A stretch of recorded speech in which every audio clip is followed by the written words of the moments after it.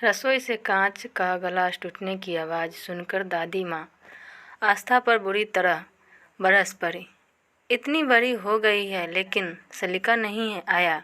एक गिलास पानी लाने के लिए कहा तो गिलास ही तोड़ दिया। कल को पराए घर जाएगी तो सब यही कहेंगे कि कुछ सिखाया नहीं, हमारी नाक कटाएगी क्या। दादी माँ, जानबूझकर तो तोड़ा नहीं है, गलती से तो टूट गया है, आस्था ने सफाई देते हुए कहा। अच्छा, एक तो गिलास तोड़ दिया, ऊपर से जुबान चला रही है। सब पता चल जाएगा जब सास चोटी पकड़ कर मारेगी। यह सुनकर आस्था रो पड़ी। हमेशा ही दादी माँ की यहाँ चिक चिक रहती है। छोटी सी भी गलती हो जाए तो पराए घर जाएगी तो हमारी नाक कटाएगी, सास चोटी पकड़ कर मारेगी कहकर डराया करती। जोर से हंस दिया तो कहती दूसरे घर जाना है, बत्तीसी मत दिखाया कर। सारा दिन बात बात पर टोकती रहती है। माँ भी दादी माँ के सामने चुप रहती है। उसने कभी माँ को जोर से बोलते या हंसते हुए नहीं देखा। वह हर काम बड़ी सावधानी से करती है। भूलवश कुछ गलती भी हो जाती है तो दादी माँ पूरा घर सिर पर उठा लेती है। पिताजी की भी हिम्मत नहीं पड़ती कि उनसे कुछ कहे। बचपन से ही दादी माँ की इस टोका टोकी से आस्था के कोमल मन में पराया घर और सास का भय समा गया। जब भी घर में उसकी शादी की चर्चा होती तो वह घबरा जाती। माँ का चेहरा सामने आ जाती कि शादी के बाद उसका भी यही हाल होगा। शादी के नाम से ही चिढ़ हो गई उसे। एक दिन उसे लड़के वाले देखने आए और पसंद भी कर लिए। फिर शीघ्र ही विवाह भी हो गया। सास और पराए घर का भय अब उसे और सताने लगा। विदा होकर जब कार में बैठी तब तो घबराहट की वजह से उसका बुरा हाल था। द्वार की रस्म के समय भी वह बुरी तरह कांप रही थी। उसको कांपते हुए देखकर बुआ सास ने कहा, क्या बात है बहू, तुम इतना कांप क्यों रही हो? क्या तबीयत खराब है तुम्हारी? अरे बुआ, आप समझती नहीं हो, हमारी भाभी जी को 104 डिग्री प्यार का बुखार चढ़ गया है, इसी वजह से कपकपा रही है। पीछे से खड़े देवर अमन ने जब यह बात कही तो सब हंस पड़े, लेकिन आस्था की हंसी नहीं आई। सभी रस्में पूरी हो जाने के बाद उसे उसके कमरे में भेज दिया गया। थोड़ी देर बाद उसके पति अनुज भी कमरे में आ गए, लेकिन वह उनसे भी कुछ कुछ बोलती क्यों नहीं, लेकिन वह तो बुरी तरह डर रही थी। उसकी आवाज़ या हंसी कमरे से बाहर चली गई तो क्या होगा, सब लोग क्या कहेंगे। वह पूरी रात ठीक से सो भी नहीं पाई। उसे सुबह की चिंता थी कि कहीं देर से आँख खुली तो उसकी दादी माँ की तरह सास भी उसको डांटने न लग जाए। यही सब सोचते सोचते पता नहीं कब उसकी आँख लग गई। सुबह जब वह हड़बड़ाकर उठी और सामने घड़ी पर नज़र डाली तो सुबह के 8 बज रहे थे। अनुज उठ चुके थे। मारे डर के उसके आंसू निकल पड़े। तभी दरवाजे पर दस्तक देते हुए उसकी ननद अनु की आवाज़ आई, भाभी जी, अगर नींद पूरी हो गई हो तो कृपया उठने का कष्ट करें, सब लोग आपके हाथ की चाय पीना चाहते हैं। कमरे से आस्था के रोने की आवाज़ सुनकर अनु घबरा गई।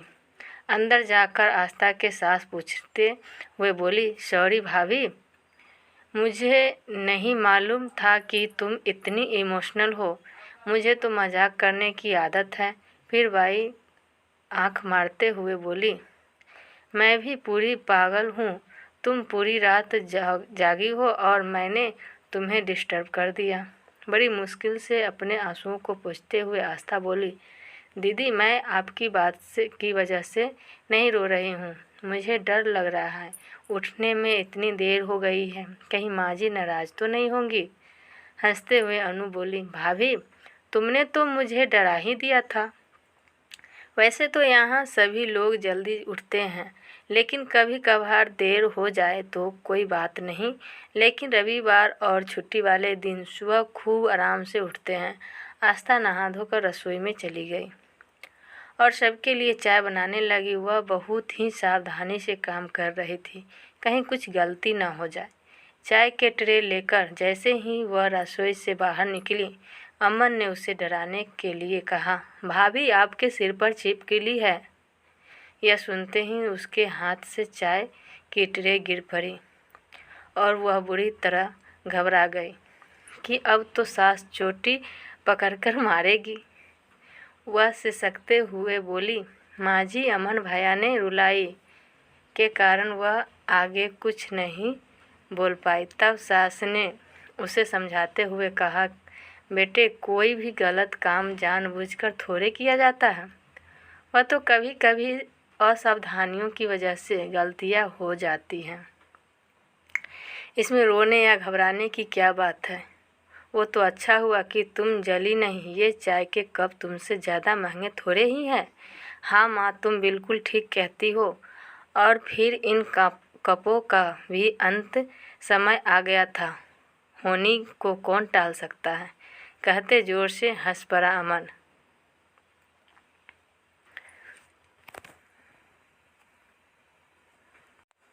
एक दिन शाम को सब लोग बैठे बातें कर रहे थे।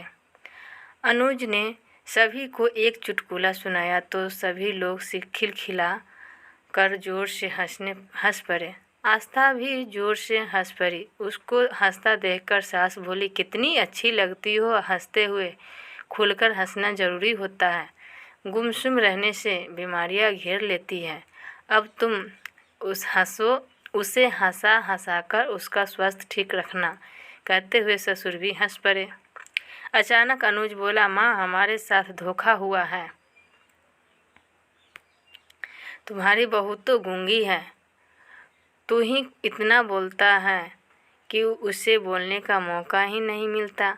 फिर आस्था के सिर पर प्यार से हाथ फेरते हुए सास बोली, गूंगे होंगे तेरे दुश्मन, मेरे बहू तो लाखों में एक है।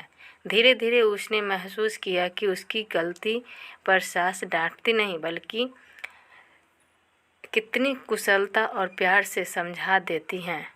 उसके अच्छे कामों की कितने खुले दिल से प्रशंसा करती है। भूलवश कुछ गलत भी हो जाए तो कभी कभी ऐसा भी होता है, कहकर हंसा देती हैं और फिर बाद में प्यार से समझा भी देते हैं। धीरे धीरे आस्था के दिल से पराया घर और सास नाम का भय पूरी तरह खत्म हो गया। थोड़े दिन बाद आस्था अपने पिताजी के साथ मायके गई। दादी माँ ने पिताजी से बहुत उत्सुकता से पूछा, क्या ससुराल वाले इसकी कुछ शिकायत कर रहे थे? पिताजी ने हंसते हुए बताया, नहीं तो, वह सब तो इसकी प्रशंसा कर रहे थे। सास तो कह रही थी कि इतनी अच्छी बहू तो नसीब वालों को ही मिलती है। वह तो इसे आने नहीं दे रही थी, कह रही थी कि इसके जाने से घर सुना सुना हो जाएगा। सारे दिन हंसती खिलखिलाती रहती है। यह सुनकर दादी माँ आश्चर्य से आस्था को देखने लगी।